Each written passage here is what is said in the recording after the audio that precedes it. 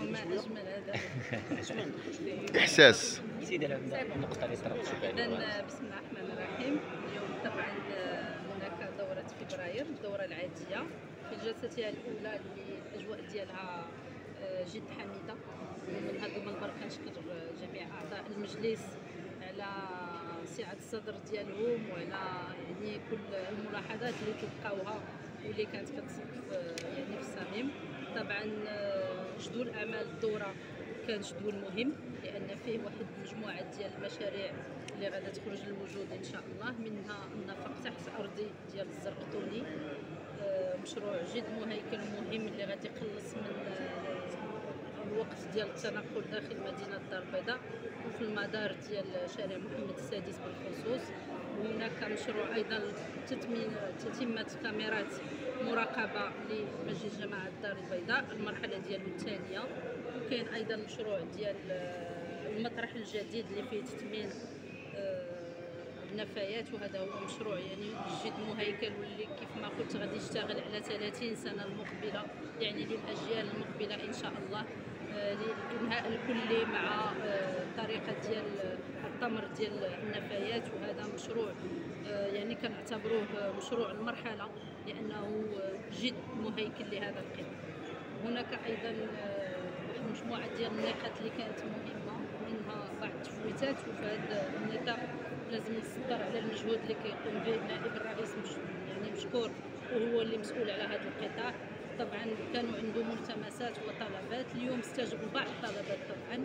واللي خصني نحدد اللي عرفوا الراي العام هو ان التفويتات لازم انها كتدخل في الخانه ديال الاقتناءات وفي التجهيزات، يعني ما يمكنش هذه المصاريف ديال التفويت كتمشي في بند اخر، فلازم وضروري وحتمي على انها كتمشي لاقتناء اراضي اخرى. مجلس مدينه الدار البيضاء قادم على مشاريع جديده مهيكله ايضا بحال المركبات الثقافيه، المركبات الرياضيه ومشاريع اخرى. واليوم خصو يقتني اراضي، وطبعا هذه المبادلات طبعا كتسمح لنا على اننا نقوموا بهذه العمليات، وهي يعني حتى هي كتبقى واحد النسبه جد مهمه من العمل ديال الجماعه.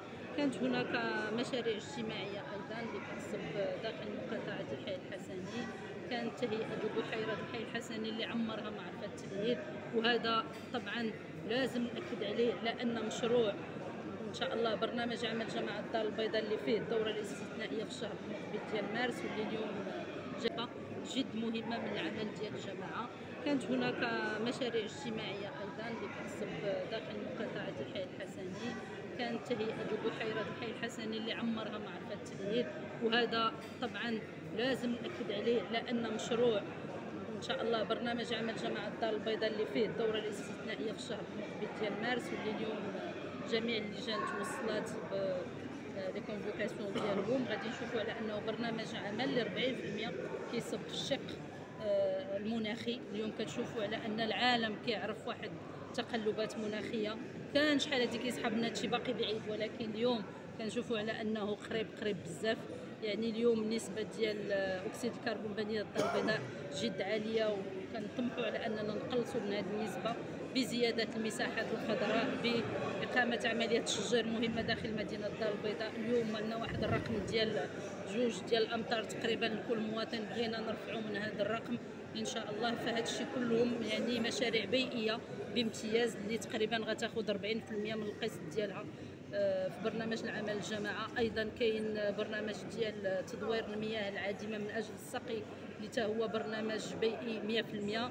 كاين برنامج ديال اعاده الاناره لمدينه الدار البيضاء من اجل تقليص ليفيكاسيتي انرجيتيك بواحد 60% كنطمحوا لها على اننا نقلصوا من هاد لا كونسوماسيون ديال الانرجي.